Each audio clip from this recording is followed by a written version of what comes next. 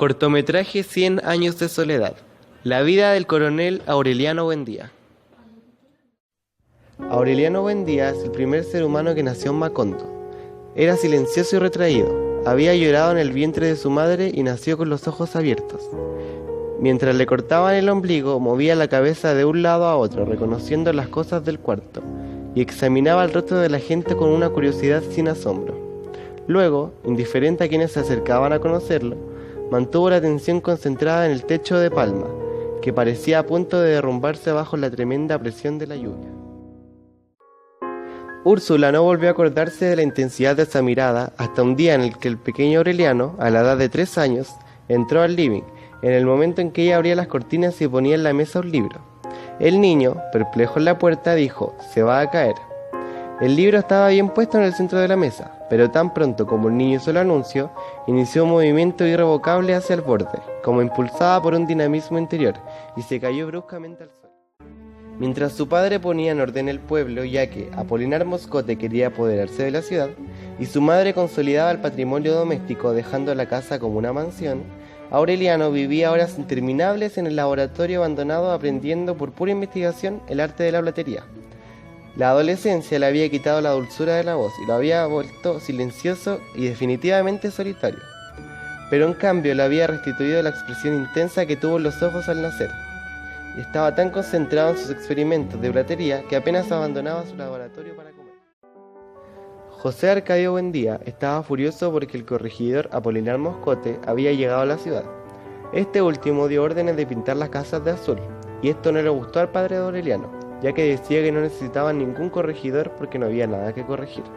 José Arcadio Buendía le pidió a Aureliano que lo acompañara a enfrentar a Apolinar Moscote. Desarmados, sin hacer caso de la guardia, entraron al despacho del corregidor. Don Apolinar Moscote no perdió la serenidad y les presentó a sus hijas que se encontraban allí por casualidad: Amparo, de 16 años, y Remedios, de apenas 9 años. Un día Remedios entró al laboratorio de Aureliano e hizo sobre el pescadito algunas preguntas, que Aureliano no pudo contestar porque se lo impedía un asma repentina.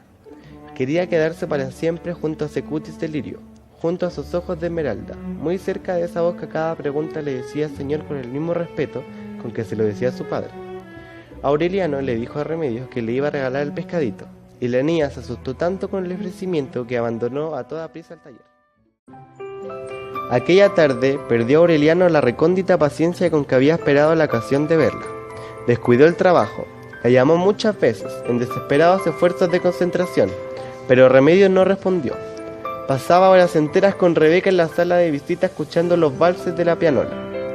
Aureliano los escuchaba simplemente porque todo, hasta la música, le recordaba a Remedios.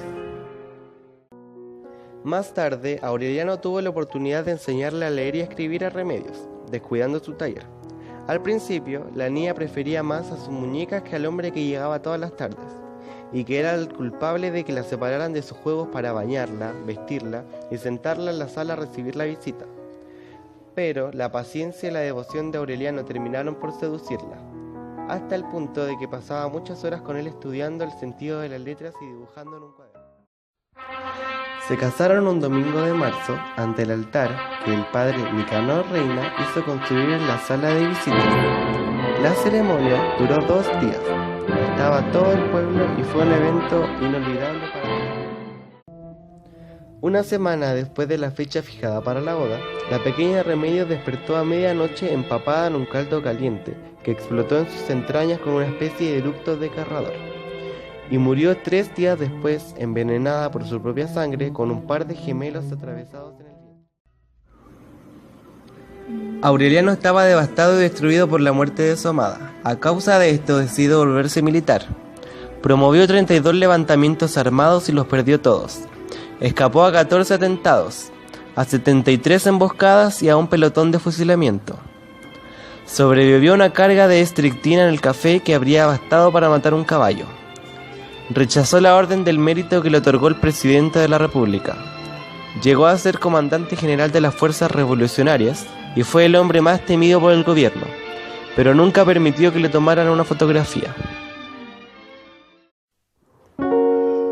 Aureliano buscaba una forma de poder amar a alguien como amó a Remedios, pero debido a la guerra se volvió frío e indiferente. Tuvo 17 hijos varones de 17 mujeres distintas, que fueron exterminados uno tras otro en una sola noche, gracias a las marcas en la frente que le dejó a cada uno. Declinó la pensión vitalicia que le ofrecieron después de la guerra, y vivió hasta la vejez de los pescaditos de oro que fabricaba en su taller de Macondo. Aunque peleó siempre al frente de sus hombres, la única herida que recibió se la produjo él mismo, después de firmar la capitulación de Neerlandia, que puso término a casi 20 años de guerras civiles. Lo único que quedó de todo esto fue una calle con su nombre en Macondo.